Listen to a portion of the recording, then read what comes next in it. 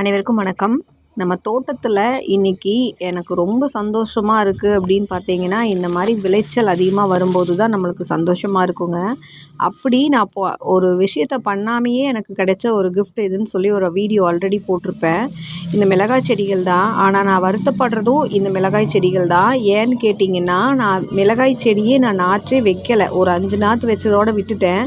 அடடா, நிறைய நாற்று வச்சுருந்தோம்னா தக்காளி செடி மாதிரி இதுவும் காய்ச்சி தள்ளி இருக்குமோ, வீட்டு தேவைக்கு பூர்த்தி செஞ்சுருக்கலாமே, இயற்கையாக விளைஞ்ச மிளகாயை கிடச்சிருக்குமே அப்படின்னு சொல்லி ரொம்ப வருத்தப்படுறேன்.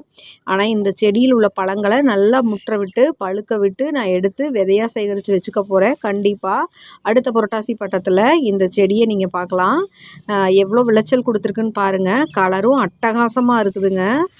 ரொம்ப அழகான கலர்கள் கொடுத்துருக்கு. இது எல்லாமே பார்க்குறக்கே ரொம்ப சந்தோஷமாக இருக்குங்க. இந்த மிளகாய் என்ன ரகம் அப்படின்னு நான் நினைக்கிறேன்னா, சம்பா மிளகாய் தான் நினைக்கிறேன். ஆனால் நல்லா பெருசு பெருசாக இருக்குது. இது தானாக வளர்ந்ததுனால எனக்கு சரியான ரகம் எதுன்னு தெரியல. தெரிஞ்சால் கமெண்ட் பண்ணுங்கள். நன்றி.